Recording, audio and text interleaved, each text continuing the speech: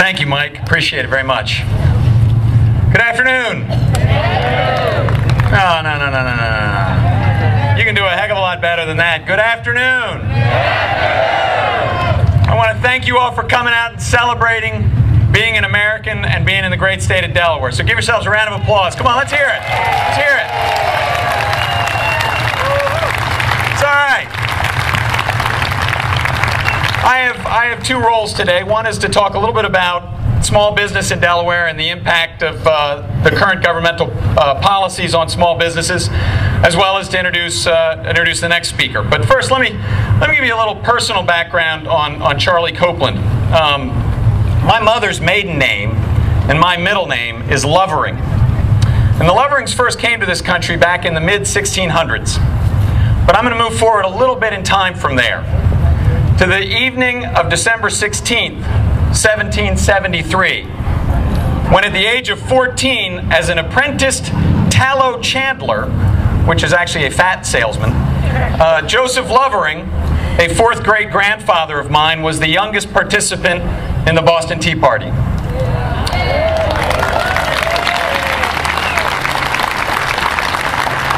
The funny story is that he lived with his parents across the street from John Crane's carpenter shop.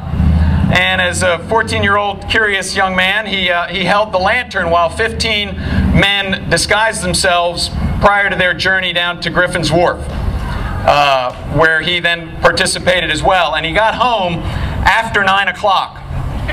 And so when he got home, he was closely questioned and severely reprimanded by his parents for being out and awake after 9 o'clock, because they had strict rules as to being in bed by 9 o'clock, early to bed and early to rise and all that kind of thing. Eventually he became a third sergeant and then an ensign in the Ancient and Honorable Artillery. He served as a Boston selectman.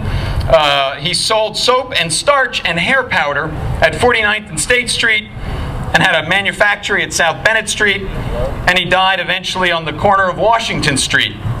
And a portrait of this true American patriot is in my mother's possession. And I tell you this because it's as a result of just average Americans like that we're able to stand here today and express our love of country and celebrate what it is to be an American. But I'd like to quote from Abraham Lincoln as I segue forward, that we find ourselves the legal inheritors of fundamental blessings. However, we toiled not in the establishment of these blessings. They are our legacy, bequeathed to us by a once hardy, brave, and patriotic, but now lamented and departed race of ancestors.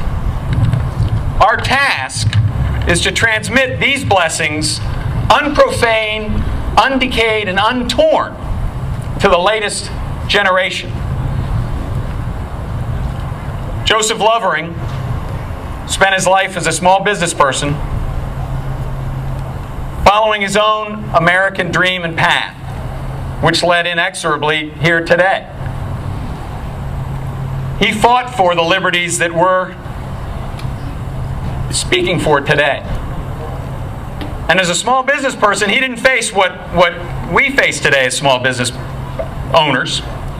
For instance, here in Delaware, I pay a business license tax, payroll tax, electricity tax, water tax, OSHA fees, employment practices insurance, gas tax, real estate tax, workers' compensation tax, telephone tax, gross receipts tax, and the list goes on and on.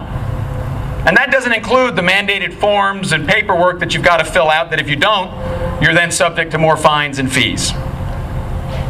Then put on top of that the federal health insurance reform bill that was supposed to be about addressing healthcare inequalities.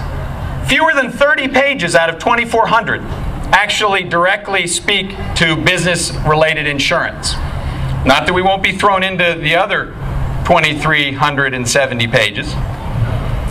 I face lots of new mandates, but no cost reduction. I've had a platoon of insurance industry bureaucrats replaced with an army of government bureaucrats.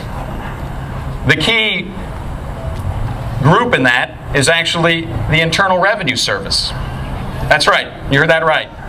According to the New England Journal of Medicine, the law provides for income-based credits payable by the Federal Internal Revenue Service to insurers on behalf of households that apply for coverage through state-managed health insurance exchanges. However, under current law, IRS filing units, whether individuals, couples, or families, are not always the same as the units covered by a health insurance policy. Eligibility for health insurance subsidies should be based on current income, but the IRS has income information only for past years. Mechanisms for exchanging income information between the Internal Revenue Service and state insurance exchanges will need to be developed, as will ways of handling subsidies when definitions of a family unit vary and when family composition or income changes significantly between the time that the taxes are filed and the time when insurance subsidies are to be delivered. Is anybody getting any of this? I mean, what the heck is that? The Internal Revenue Service is going to be in the middle of our healthcare decisions? That's going to be great at the next audit when they show up and they say, you know, you're going to pay this, otherwise that little health issue you've got might just wind up public. That is tyranny.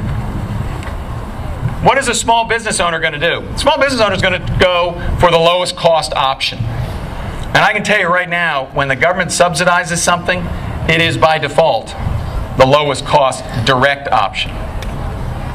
Small businesses are going to cave, and we're all going to get worse health care and a system run by the Internal Revenue Service to provide our health care. So, let me segue back to Abraham Lincoln. As I said, our task is to transmit the founder's blessings, unprofaned, undecayed, and untorn, to the latest generation. This task of gratitude to our fathers, the Joseph Loverings of the world, justice to ourselves, those of us who get up every day, play by the rules, and work hard, and duty to posterity, our kids and grandkids, some of whom are in the crowd today. And our love of our species in